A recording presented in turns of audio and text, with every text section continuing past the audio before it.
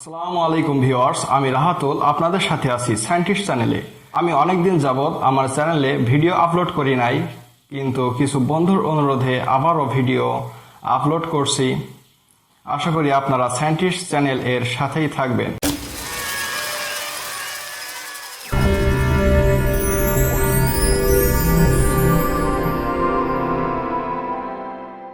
আজ আমি যে রাউটারটি রিভিউ করব সেটি হচ্ছে টেন্ডা ac10 মডেলের একটি রাউটার।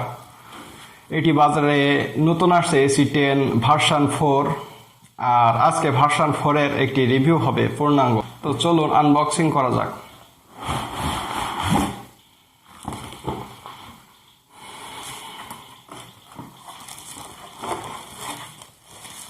এখানে একটি ac10 মডেলের রাউটার পেয়ে যাবেন। এতে 4টে অ্যান্টেনা দেওয়া আছে। ac10 ভার্সন 3 এবং ভার্সন 4, কিন্তু বাইরের ক্যাসিংটা একই দেখতে, কিন্তু এর হার্ডওয়্যারে ব্যাপক পরিবর্তন এসেছে। কারণ ac10 ভার্সন 3-তে সিঙ্গেল কোর প্রসেসর ব্যবহার করা হয়েছে, আর ভার্সন 4-এ ডুয়েল কোর 1 GHz প্রসেসর ব্যবহার করা হয়েছে। চলুন ভিডিওতে দেখে নেওয়া যাক।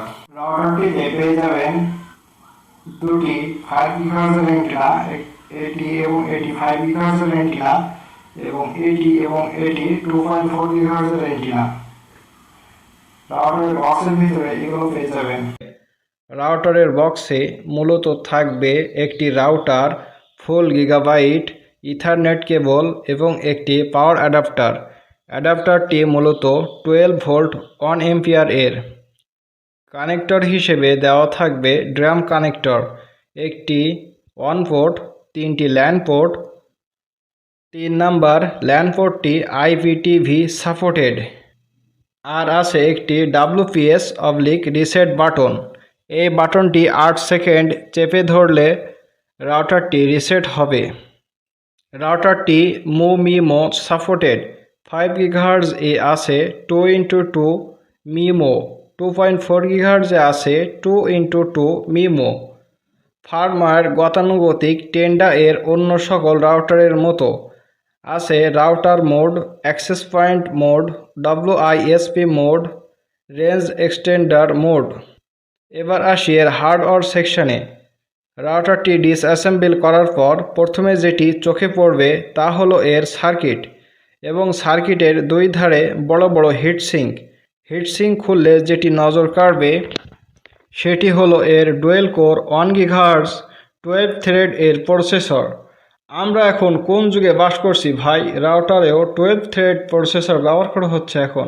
আমার মনে হচ্ছে এটি আধুনিক যুগ। যাই হোক, টেন্ডা এখানে কস্ট কাটিং করতে গিয়ে রাউটারে লাগিয়েছে শিফলোয়ার এর প্রসেসর, যেটি আমার জানা মতে একটি অচেনা নতুন কোম্পানি এর প্রসেসর। এটি শিফলোয়ার A2890 মডেলের একটি প্রসেসর। তাছাড়া র্যাম হিসেবে দেওয়া আছে ESMT এর DDR2 র্যাম। ESMT একটি বিখ্যাত কোম্পানি, সুতরাং র্যামটি অনেক ভালো, যেটি 64 মেগাবাইট এর একটি র্যাম, যেটি খুবই ভালো র্যাম। রম হিসেবে আছে 8 মেগাবাইট এর একটি রম, এটি একটি হাই স্পিড রম। আমরা লক্ষ্য করেছি যে টেন্ডা ac10 V3-তে সিঙ্গেল কোর রিয়ালটেকের প্রসেসর ছিল, যেখানে টেন্ডা ac10 V4-এ শিফলোয়ারের ডুয়েল কোর 1 GHz 12 থ্রেডের প্রসেসর ব্যবহার করা হয়েছে।